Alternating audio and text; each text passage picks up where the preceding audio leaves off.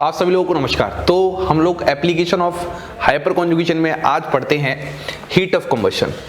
तो आज का टॉपिक जो हमारा सबसे मेन टॉपिक है वो है हीट ऑफ कंबशन। तो जैसे हमने हीट ऑफ हाइड्रोजन के बारे में सबसे पहले जाना था, वैसे ही हम सबसे पहले जानेंगे कि सर आखिरकार हीट ऑफ कंबशन क्या होती है।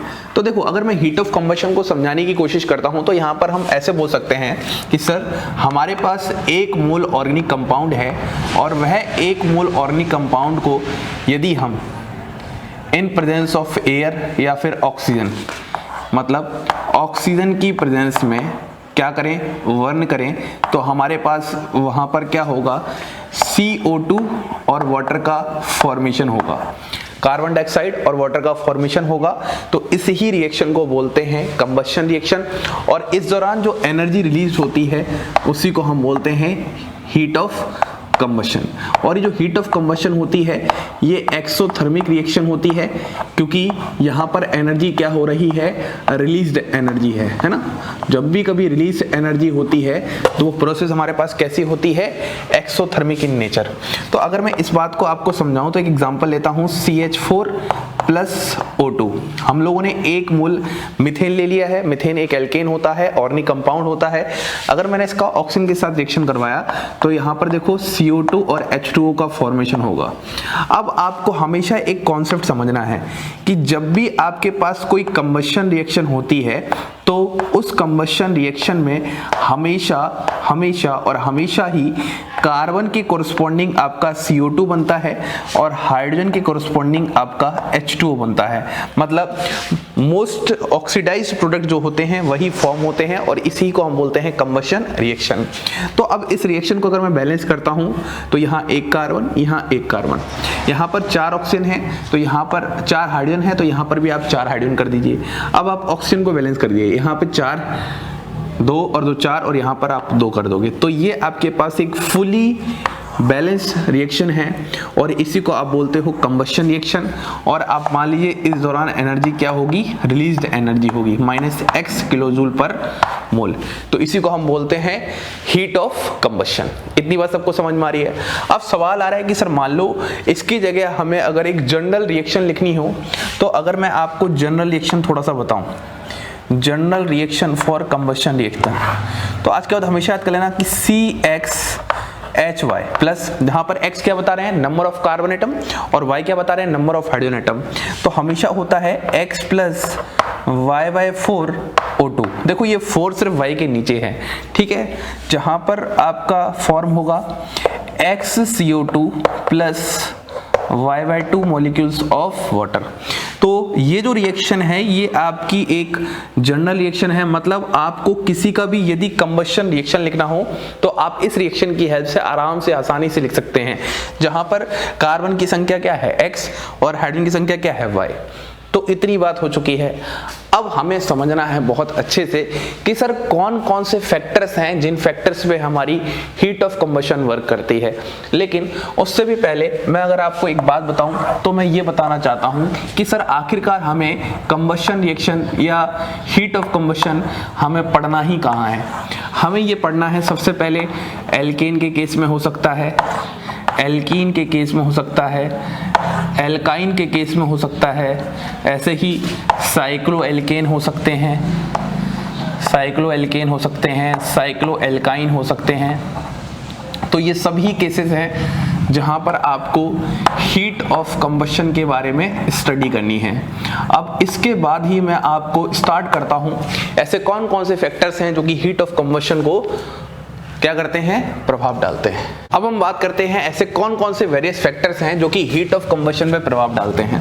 तो हम बात करते हैं हीट ऑफ कंबशन किन किन फैक्टर्स पे डिपेंड करता है। देखो, अगर मैं आपसे फैक्टर्स की बात करूंगा तो सबसे पहले मैं बात करता हूं, फैक्टर है number of carbon atom, number of carbon atoms.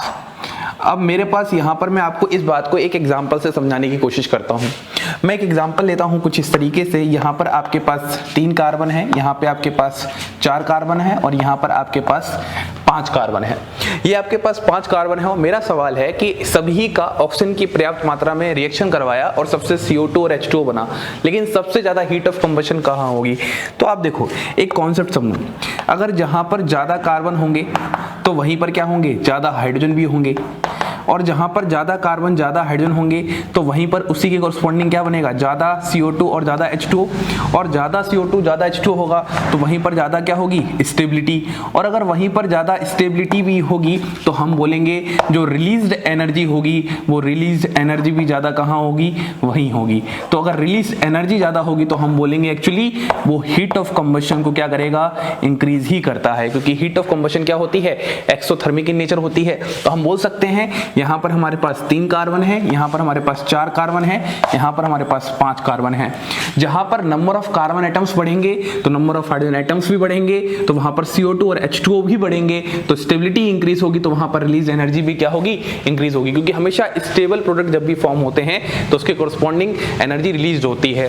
तो हम बोलेंगे सबसे ज्यादा हीट ऑफ कंबशन यहाँ, उसके बाद हीट ऑफ कंबशन यहाँ, उसके बाद हीट ऑफ कंबशन यहाँ। तो एंड में इस एग्जाम्पल से मेरे सामने एक कंक्लूजन आता है, वो कंक्लूजन ये है कि heat of combustion is directly proportional to number of carbon atoms. तो सबसे पहले जब भी आपको हीट ऑफ कंबशन चेक करना है तो सबसे पहले आपको number of carbon atom check करने हैं, मतलब जो इसका प्राइमरी फैक्टर है वो प्राइमरी फैक्टर यही है। उम्मीद कर रहा हूं ये बात सबको समझ में आ रही है। जो हमारे पास हीट ऑफ कंबशन का प्राइमरी फैक्टर है वो क्या, heat of combustion is directly proportional to number of carbon atoms. अब अगर मैं एक एग्जांपल और लूं और मुझे बताइएगा यहां पर हीट ऑफ कंबशन ज्यादा कहां होगी। इस तरीके से आपके सामने मैंने ये एग्जांपल ले लिया। अब आप मुझे बताइए, ये आपके पास 3 हैं, इन तीनों में ही सबसे ज्यादा हीट ऑफ कंबशन कहां होगी। देखो 1 2 3 4 5, 1 2 3 4 5, और यहाँ पर हम 6 कर देते हैं इस तरीके से। अगर हम कार्बन एटम गिनते हैं तो यहाँ पर कितने हैं, 1 2 3 4 और 5 कार्बन। यहाँ पर 1 2 3 4 5 और 6 कार्बन। इस वाले में देखते हैं, देखो 1 2 3 4 5 6 7 8 9 10 11 12 13, यहाँ पर कितने कार्बन, 13 कार्बन। तो आपको मैं ये समझाना चाहता हूँ कि जैसे जैसे कार्बन बढ़ेंगे वैसे वैसे वहाँ पर क्या होगा, आपका हीट ऑफ कंबशन बढ़ेगा। तो ये पहला हो जाएगा, ये दूसरा हो जाएगा और ये तीसरा हो जाएगा। अब मान लो एक सवाल मैं और लेता हूँ, तो वो एक सवाल कुछ ऐसा इस तरीके से ले लेते हैं हम लोग। बताइए, अगर मैं एक और ऑप्शन इसमें ऐड कर देता हूँ, हमारे पास इस तरीके से ग्रुप लगा दो आप ऐसे वाले, बोलिए इनमें हीट ऑफ कंबशन का क्या ऑर्डर होगा। तो आप बोलोगे सर जहां पर नंबर ऑफ कार्बन एटम्स ज्यादा होंगे, हमें स्ट्रक्चर देख के पता चल रहा है कि यहाँ पर नंबर ऑफ कार्बन एटम ज्यादा, तो ये नंबर 1 हो जाएगा, यहाँ पर ये नंबर 2 हो जाएगा और यहाँ पर ये नंबर 3 हो जाएगा। तो हमेशा जो सबसे पहला प्राइमरी फैक्टर होता है वो नंबर ऑफ कार्बन एटम्स होता है। जितने ज्यादा नंबर ऑफ कार्बन एटम होंगे उतना ज्यादा वहां पर हीट ऑफ कंबशन होगा। अगर मैं एक एग्जाम्पल और लेता हूँ, देखो सारी चीजों को समझने के लिए बस आपको एग्जाम्पल्स बहुत अच्छे से समझ में आने चाहिए। एग्जाम्पल हमारे पास ये है,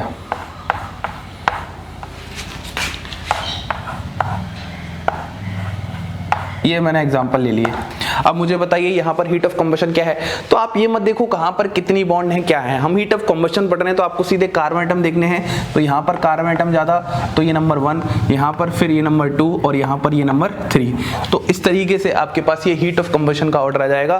तो सबसे पहली बात, हीट ऑफ कंबशन के लिए जो प्राइमरी फैक्टर होता है वो नंबर ऑफ कार्बन एटम्स होते हैं। अब हम बात करते हैं सेकेंड पॉइंट की तरफ। तो अब हम बात करते हैं हीट ऑफ कंबशन के अपने सेकंड फैक्टर की तरफ। देखो अगर हम सेकंड फैक्टर की बात करते हैं तो वो सेकंड फैक्टर हमारे पास क्या होगा, यदि हमारे पास नंबर ऑफ कार्बन एटम्स क्या हो जाए, सेम। जब हमारे पास number of carbon atom same हो जाए तो यहाँ पर कंडीशन आ जाती है हमारे पास ब्रांचिंग की, मतलब आप आइसोमेरिक पार्ट की बात कर सकते हैं। अब आपको यहाँ पर बहुत अच्छे से कॉन्सेप्ट्स को सीखना है। देखो अगर मैं बात करता हूँ कि किसी भी मॉलिक्यूल में हमारे पास क्या हो जाए, ब्रांचिंग इंक्रीज हो जाए। अगर हमारे पास ब्रांचिंग इंक्रीज आती है तो वहाँ पर क्या होता है, स्ट्रक्चर का जो कॉम्पैक्ट साइज होता है वो कॉम्पैक्ट साइज क्या होता है, वो कॉम्पैक्ट साइज में कन्वर्ट हो जाता है, मतलब बहुत ही छोटे साइज में कन्वर्ट हो जाता है। कॉम्पैक्ट साइज की वजह से वहां पर उसकी जो सरफेस एरिया है वो क्या हो जाती है, डिक्रीज। और सरफेस एरिया डिक्रीज हो जाने से वहां पर क्या हो जाती है, stability increase, force of attraction बहुत अच्छे से बढ़ जाती है। तो मैं यहाँ से आराम से बोल सकता हूँ कि हमारे पास जितनी ज़्यादा ब्रांचिंग होती है मॉलिक्यूल में उतनी ही ज़्यादा वहाँ पर क्या होती है, स्टेबिलिटी होती है। और अब आप बात को ध्यान से समझिएगा, कि अगर मेरे पास हीट ऑफ कंबशन बताती है तो हम बोलेंगे हमेशा हीट ऑफ कंबशन क्या होती है, इनवर्सली प्रोपोर्शनल टू स्टेबिलिटी होती है। अब इस पॉइंट को समझाने में मुझे ज़्यादा दिक्कत नहीं आएगी, आप इसको थोड़ा सा कनेक्ट कर लो हीट ऑफ हाइड्रोजनेशन वाले पॉइंट से। अगर याद करो मैंने आपको हीट ऑफ हाइड्रोजनेशन पढ़ाया था, तब बताया था कि जहां पर जिसकी स्टेबिलिटी ज़्यादा होती है उसके केस में हीट ऑफ हाइड्रोजनेशन कम होती है। और याद करो एनर्जी प्रोफाइल डायग्राम बताया था, एनर्जी प्रोफाइल डायग्राम में जिसकी हमारे पास स्टेबिलिटी कम तो उसकी एनर्जी ऊपर, और जिसकी स्टेबिलिटी ज़्यादा उसकी एनर्जी नीचे। अब जिसकी स्टेबिलिटी कम उसकी एनर्जी ऊपर है तो वहां पर डिफरेंस ज़्यादा आएगा, तो हम बोलेंगे स्टेबिलिटी कम तो हीट ऑफ कंबशन ज़्यादा। इस चीज़ को आप कनेक्ट कर सकते हैं हीट ऑफ हाइड्रोजनेशन के साथ, और हीट ऑफ हाइड्रोजनेशन में एनर्जी प्रोफाइल डायग्राम के साथ, है ना। तो मैं यहाँ पर डायग्राम बना के नहीं दिखा रहा दोबारा से, मैं आपको सीधे यहाँ पर एग्जांपल समझाना शुरू करता हूँ। देखो अगर मैं सबसे पहले एग्जांपल की बात करता हूँ, मान लो हमारे पास ये एग्जांपल है, इस तरीके से आप लोगों से ये सवाल है, तो सबसे पहले आप क्या चेक करते हो, प्राइमरी फैक्टर में नंबर ऑफ कार्बन एटम्स, लेकिन इस केस में नंबर ऑफ कार्बन एटम क्या है, सेम। यहाँ पर भी 4 कार्बन है, यहाँ पर भी 4 कार्बन है, लेकिन इसमें कोई भी ब्रांचिंग नहीं है, नो ब्रांचिंग। लेकिन इसमें हमारे पास क्या है, एक ब्रांच है। ब्रांच कैसे पता चल रहा है, देखो अगर ये आपके पास मेन चेन है तो ये पक्की बात क्या है, ब्रांच है। एक तरीके से साइड चेन को ही हम ब्रांच कहते हैं। तो अगर ये बात समझ में आ रही है, जिस केस में ब्रांच ज्यादा तो उस केस में उसकी स्टेबिलिटी ज्यादा, क्योंकि कॉम्पैक्ट स्ट्रक्चर बढ़ेगा, सरफेस एरिया डिक्रीज होगी, तो हमारे पास यहाँ पर इसकी हीट ऑफ कंबशन ज्यादा हो जाएगी। ऐसे ही मान लीजिए मैं एक सवाल की और बात करता हूँ, हमारे पास पेंटेन है और इस तरीके से मैं बना रहा हूं और लास्ट में हमारे पास हमने ऐसे कर दिया। बताइए अगर मैं इन सभी को देखता हूं तो सबसे पहले आप कार्बन एटम चेक करिए, 1 कार्बन, 2 कार्बन, 3, 4 और 5 कार्बन, यहाँ पर भी 4, 5 कार्बन और यहाँ पर भी 5 कार्बन। इन सभी केस में कितने कार्बन है, 5 कार्बन है। जब कार्बन एटम की संख्या सेम होगी तब जाके हम अपना कॉन्सेप्ट लगाएंगे ब्रांचिंग वाला, और जहां पर ब्रांचिंग ज्यादा तो स्टेबिलिटी ज्यादा, और stability is inversely proportional to heat of combustion. देखो इस वाले केस में बात करते हैं तो हमारे पास इसमें कितनी है, 0 ब्रांच है। इस वाले केस में कितनी ब्रांच है, 1 ब्रांच है। और इस वाले केस में कितनी ब्रांच है, जल्दी बताओ, 2 ब्रांच है। अब जिस वाले केस में ब्रांच ज्यादा है उस वाले केस में स्टेबिलिटी ज्यादा है, और अगर यहाँ पर स्टेबिलिटी ज्यादा है तो इसका हीट ऑफ कंबशन क्या होगा, कम। तो हम बोल सकते हैं सर ये हमारे पास हो जाएगा। अगर मैं तीसरे पॉइंट की बात करता हूँ, मान लो एग्जाम्पल ले लेते हैं हम इस तरीके से, हमारे पास ऐसा कुछ डिफरेंट सा एग्जाम्पल ले लेते हैं यहाँ पर। अब आप मुझे सोच समझ के बताना, यहाँ पर हमने ये डिफरेंट एग्जांपल ले लिया और बहुत अच्छा एग्जांपल है। देखो अगर मैं थोड़ा सा सारे ही मॉलिक्यूल्स को देखता हूँ तो यहाँ पर सब में ही क्या है, number of carbon atom same है, चेक कर लो आप एक बार, सारे ही आइसोमेरिक हैं। अब इस वाले केस में आपके पास कितनी ब्रांच हैं, 2 ब्रांच हैं। इस वाले केस में कितनी ब्रांच हैं, आप बोलोगे सर इस वाले केस में हमारे पास 1 ब्रांच है, और इस वाले केस में कितनी ब्रांच हैं, 3 ब्रांच हैं। तो जहां पर हमारे पास 3 ब्रांच हैं तो उस केस में स्टेबिलिटी ज्यादा होगी, और अगर स्टेबिलिटी ज्यादा होगी तो यहाँ पर हीट ऑफ कंबशन क्या होगी, कम। तो हम बोलेंगे सर नंबर 3 तो हमारे पास ये हो जाएगा, उसके बाद नंबर 1 ये हो जाएगा, क्योंकि एक ही ब्रांच है, और जब एक ब्रांच तो स्टेबिलिटी क्या होगी, कम, तो हीट ऑफ कंबशन ज्यादा। उसके बाद ये हो जाएगा नंबर 2।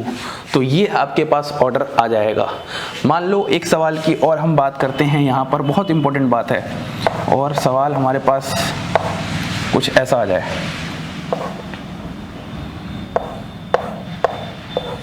देखो कार्बन गिनते हैं, 1 2 3 4 और 5, 1 2 3 4 और 5। अगर इस केस में मुझे चेक करना है कि हीट ऑफ कंबशन किसकी ज्यादा, तो आप ये चेक करो कि जब भी हमारे पास डबल बॉन्ड होती है तो अल्फा एच चेक करते हैं, तो यहाँ पर 3 और यहाँ पर 2, तो यहाँ पर अल्फा एच कितने हैं, 5। In case of alkene always we have to calculate stability from alpha H. तो इस वाले केस में अगर बात करते हैं तो ये कितना हो जाएगा हमारे पास, 0, तो यहाँ पर 3 और यहाँ पर 2, 5। इसको सही करो एक बार। इस वाले केस में यहाँ पर 3 था हमारे पास, यहाँ पर 2 था, 5। अब मान लो इसको मैं थोड़ा सा और इस तरीके से चेंज कर देता हूँ यहाँ पर, ठीक है। इस वाले केस में देख लेते हैं तो यहाँ पर कितने, 1 2 3 4 5, अभी भी कार्बन है, 1 2 3 4 5। अब इस वाले केस में कितने हो जाएंगे, 3 3 6 और 3 9, तो यहाँ पर अल्फा एच हो जाएंगे हमारे पास 9। तो बस हमेशा हमें अल्फा एच से स्टेबिलिटी चेक करनी है। तो अगर मैं यहाँ पर स्टेबिलिटी इनकी चेक कर रहा हूँ इस वाले केस में, तो हम ये बोल सकते हैं कि सर इसके पास अल्फा एच कितने हैं 5, देखो डबल बॉन्ड की कोरस्पॉन्डिंग, और इसके में कितना है अल्फा एच 9। तो जिसके अल्फा एच जाते होते हैं उसकी स्टेबिलिटी ज़्यादा, तो हम बोलेंगे यहाँ पर हीट ऑफ कंबशन ज़्यादा। ये वाला क्वेश्चन हमारे पास बन जाएगा। तो सबसे पहली बात number of carbon atoms check. दूसरी बात, अगर number of carbon atoms same है तो उस केस में ब्रांचिंग वाला कॉन्सेप्ट लगाते हैं, और ब्रांचिंग वाले कॉन्सेप्ट्स के अकॉर्डिंग हमारे पास ये होता है। तो एंड में जो हमारे पास दूसरा पॉइंट है, वो दूसरा पॉइंट हमारे पास निकल के आता है कि heat of combustion is inversely proportional to stability. अब हम तीसरा पॉइंट बात करते हैं, सबसे इंपॉर्टेंट बात है साइकिल के केस में, कि अगर हमारे पास कोई साइक्लिक हाइड्रोकार्बन है तो उस केस में हमें हीट ऑफ कंबशन के साथ कैसे डील करना है। तो चलिए अब हम बात करते हैं अपने तीसरे पॉइंट की तरफ। जो तीसरा पॉइंट है वो हमारा साइक्लिक से रिलेटेड है, कि यदि हमारे पास कोई साइक्लिक हाइड्रोकार्बन आ जाए तो उस वाले केस में हम लोगों को कैसे चेक करना है। तो साइक्लिक हाइड्रोकार्बन्स के केस में हमारे पास दो बातें होती हैं, एक तो होती है पर मोल और एक होती है पर CH2 ग्रुप। ये जो पर CH2 ग्रुप वाली बात है थोड़ी सी इंटरेस्टिंग बात है और थोड़ी सी मिसलिनियस बात है। अगर मैं सबसे पहले परमोल की बात करता हूं तो परमोल में मैं एग्जांपल लेता हूं, हमारे पास 3 मेंबर्ड रिंग है, 4 मेंबर्ड रिंग है, 5 मेंबर्ड रिंग है और ऐसे ही 6 मेंबर्ड रिंग है। देखो यहाँ पर 3 कार्बन है, यहाँ पर 4 कार्बन है, यहाँ पर 5 कार्बन है, यहाँ पर 6 कार्बन है। तो हमने बहुत अच्छे से पढ़ा था heat of combustion is directly proportional to number of carbon, तो यही वाला फंडा लगा देंगे इन केस ऑफ परमोल। आपको सिर्फ जब परमोल का केस आएगा नंबर ऑफ कार्बन चेक करने होंगे, जिसके नंबर ऑफ कार्बन ज्यादा तो उसका हीट ऑफ कंबशन ज्यादा। लेकिन जब आप पर CH2 ग्रुप की बात करते हो तो पर CH2 ग्रुप के केस में आपको स्ट्रेन चेक करना है, और जहां पर स्ट्रेन ज्यादा वहां पर ही हीट ऑफ कंबशन भी ज्यादा। तो हम बोल सकते हैं heat of combustion is directly proportional to strain. देखो इस बात को समझते हैं एग्जांपल से, फिर वही। तो अगर मैं एग्जांपल की बात करता हूं, आपके पास वही 3 मेंबर्ड रिंग है, 4 मेंबर्ड रिंग है, 5 मेंबर्ड रिंग है, 6 मेंबर्ड रिंग है। अगर मैं बात कर रहा हूं इन सब में पर CH2 ग्रुप, देखो पर CH2 ग्रुप का मतलब यहां पर होता है ये CH2 CH2 CH2, यहां पर CH2 CH2 CH2 CH2 CH2 CH2 CH2 CH2 CH2, ऐसे ही यहाँ पर भी CH2 CH2, जो भी ये CH2 ग्रुप मैं आपको दिखा रहा हूँ इनके अकॉर्डिंग पूछा गया है। तो जब भी आपसे पर CH2 पूछा जाता है तो उस केस में आपको स्ट्रेन चेक करना है। इस वाली रिंग में स्ट्रेन सबसे ज्यादा है, स्ट्रेन ज्यादा तो सबसे ज्यादा अनस्टेबल, तो सबसे ज्यादा एनर्जी लीज्ड भी यहीं पर होगी, और इस वाले में स्ट्रेन सबसे कम है, तो इस वाले केस में आपके पास हीट ऑफ कंबशन सबसे कम। तो हम बोल सकते हैं नंबर 1, नंबर 2, नंबर 3 और नंबर 4। अगर मैं थोड़ी सी वैल्यू की बात करता हूं, देखो इस वाले केस में इसकी वैल्यू होती है 468 किलो कैलोरी पर मोल से जब मैं इंक्रीज करता हूं तो यहां पर वैल्यू देखने को मिलती है 882 किलो कैलोरी पर मोल। तो आप आसानी से देख सकते हो कि पर मोल में किस तरीके से वैल्यू इंक्रीज हो रही है। लेकिन इस वाले केस में अगर मैं देखता हूं तो यहां पर देखने को मिलती है 156.2 किलो कैलोरी पर मोल। जब मैं इंक्रीज करता हूं तो यहां पर देखने को मिलती है 142 किलो कैलोरी पर मोल। देखो किस तरीके से पर CH2 के केस में यहां पर वैल्यू में डिक्रीज आ रहा है। तो आपको बस इतना याद रखना है कि साइक्लिक के केस में दो बातें होती हैं, एक तो या तो पर मोल मेंशन करे तो आपको number of carbon atom check करना है, और जब आपको पर CH2 ग्रुप की बात करता है तो आपको उस केस में हमेशा स्ट्रेन की बात करनी है। और स्ट्रेन का मतलब आपका कहीं ना कहीं आपने बेयर्स स्ट्रेन थ्योरी पढ़ी होगी, जितनी छोटी मेंबर्ड रिंग होती है उसमें स्ट्रेन उतनी ज्यादा होती है। स्ट्रेन का मतलब होता है थोड़ा सा आप मान सकते हो इनके लिए पीड़ा, पीड़ा मतलब दुख दर्द। तो जो छोटी मेंबर्ड रिंग है उसके अंदर दुख दर्द बहुत भरा हुआ है, स्ट्रेन बहुत भरा हुआ है। अब वो सब बातें हम साइक्लोएल्केन चैप्टर जब पढ़ेंगे बहुत डिटेल में करेंगे। अब कुछ क्वेश्चंस देखते हैं। अब हम इन कुछ बेहतरीन सवालों को देखते हैं एक एक करके और अपने सारे कॉन्सेप्ट्स को रिवाइज करते हैं।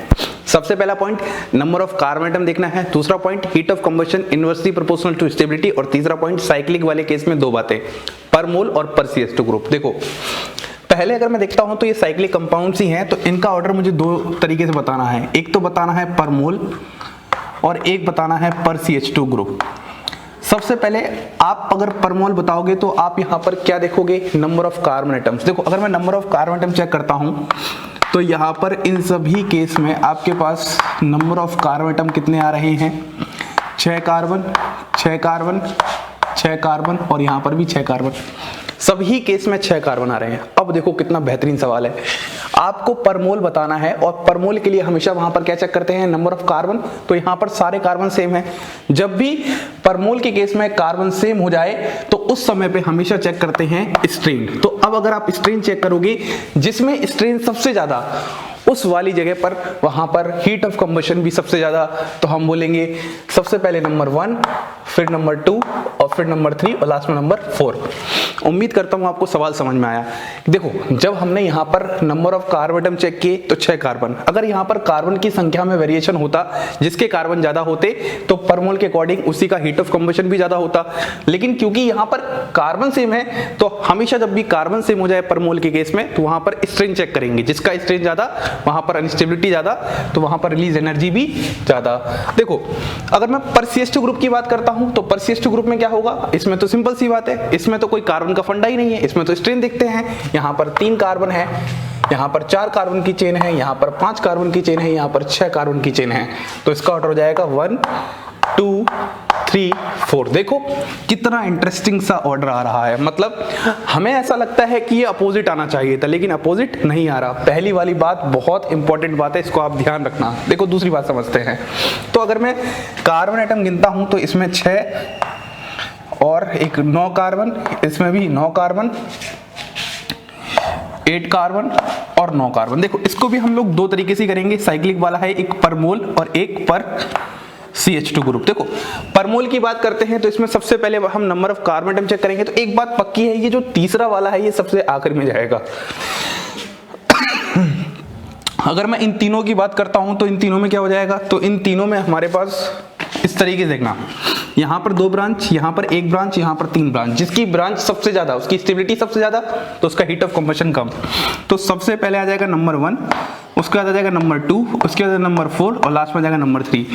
सबसे पहले हमने पर मोल के लिए number of carbon atom check किए, तो जिसके नंबर ऑफ कार्बन एटम कम तो उसका सबसे पीछे। अब इन तीनों के कार्बन सेम है तो अब यहाँ पर स्टेबिलिटी चेक करेंगे अकॉर्डिंग टू ब्रांचिंग कॉन्सेप्ट, तो जिसकी ब्रांचिंग सबसे कम उसकी हीट ऑफ कंबशन सबसे ज्यादा। पर CH2 वाले केस में देखो ये वाला सवाल थोड़ा सा कम इंपॉर्टेंट बनता है, लेकिन फिर भी अगर करें तो इस वाले को अगर आप देखोगे तो यहाँ पर स्ट्रेन ज्यादा लग रहा है तो ये वाला थर्ड हो जाएगा। बाकी ये तीनों ही सेम मेंबर्ड रिंग है तो आप बोल सकते हो 1 इक्वल टू 2 इक्वल टू 4, मतलब ये थोड़ा सा लेस इंपॉर्टेंट सवाल बन जाता है और ये सवाल बहुत कम पूछता है। फिर भी आपको कॉन्सेप्ट सिखाना था तो मैंने आपको सिखा दिया। देखो इस सवाल की बात करते हैं, क्वेश्चन नंबर 3 में क्या चेक करना है, एल्कीन है, अल्फा एच चेक करने हैं। तो अगर आप यहाँ पर देखोगे अल्फा एच कितने आ रहे हैं 2, यहाँ पर देखोगे अल्फा एच कितने आ रहे हैं 6, यहाँ पर देखोगे अल्फा एच कितने आ रहे हैं 6 और यहाँ पर देखोगे तो अल्फा एच कितने आ रहे हैं 1। तो इस तरीके से आपके पास सभी एल्कीन के अल्फा एच आ रहे हैं। अब आपको मुझे ये बताना है कि सबसे ज्यादा स्टेबिलिटी होगी तो हीट ऑफ कंबशन सबसे कम होगी। तो देखो सबसे कम इसका है तो हम इसको नंबर 1 बोलेंगे, इसको नंबर 2 बोलेंगे। अब इन दोनों में बात करते हैं, ये ट्रांस है और ये सिस है। आपको ट्रांस और सिस बहुत अच्छे से देखना आना चाहिए। ये हमारे पास कौन सी एल्कीन है, ट्रांस एल्कीन है, ये सिस एल्कीन है। इसकी स्टेबिलिटी थोड़ी सी क्या होती है, ज्यादा होती है, इसकी कम होती है क्योंकि इसमें क्या है वंडर वॉल रिपल्शन है। ये तो बड़े बड़े ग्रुप वंडर वॉल रिपल्शन करेंगे तो ये नंबर 3 हो जाएगा और ये नंबर 4 हो जाएगा। हम यहाँ पर हीट ऑफ कंबशन का ऑर्डर लिख रहे हैं with the help of stability, just opposite होगा उसके, है ना। इस सवाल की बात करते हैं, देखो बहुत ही बेहतरीन सवाल है। यहाँ पर पहला क्या है एल्केन, दूसरा क्या है एल्कीन, तीसरा क्या है एल्काइन। अब बोलोगे सर यहाँ तो सबके कार्बन सेम है 2 2 2। जब कार्बन सेम हो तो आप वहां पर हमेशा हाइड्रोजन एटम को जरूर चेक करो। अरे जब कार्बन ज्यादा तो वहां पर हाइड्रोजन भी ज्यादा, तो अगर कार्बन सेम है तो हाइड्रोजन ज्यादा होंगे तो प्रोडक्ट भी तो ज्यादा बनेंगे H2O के मॉलिक्यूल। तो हम बोल सकते हैं कि ये नंबर 1 हो जाएगा क्योंकि 6 हाइड्रोजन है, ये नंबर 2 हो जाएगा और ये नंबर 3 हो जाएगा। इस सवाल की बात करते हैं, देखो ये जो है ये आपके पास कैसा आ जाएगा, कुछ ट्रांस टाइप का आ जाएगा, ट्रांस एल्कीन, और ये कैसा आ जाएगा आपके पास सिस एल्कीन। तो इसकी स्टेबिलिटी क्या है थोड़ी सी ज्यादा, तो स्टेबिलिटी ज्यादा तो इसका हीट ऑफ कंबशन क्या हो जाएगा कम एज कंपेयर टू इसके। लास्ट सवाल देखते हैं, बहुत आसान सवाल है। यहाँ पर अगर आप देखोगे सब में कार्बन तो सेम है लेकिन यहाँ पर हाइड्रोजन ज्यादा तो इसकी स्टेबिलिटी प्रोडक्ट की ज़्यादा, तो यहाँ पर हम बोलेंगे ये हो जाएगा। मतलब प्रोडक्ट की स्टेबिलिटी चेक कर रहे हैं, इसकी स्टेबिलिटी की बात नहीं है। अरे यार एल्केन एल्कीन एल्काइन में क्या स्टेबिलिटी होती है, कुछ नहीं। तो ये ऑर्डर हमारे पास हीट ऑफ कंबशन का हो जाएगा।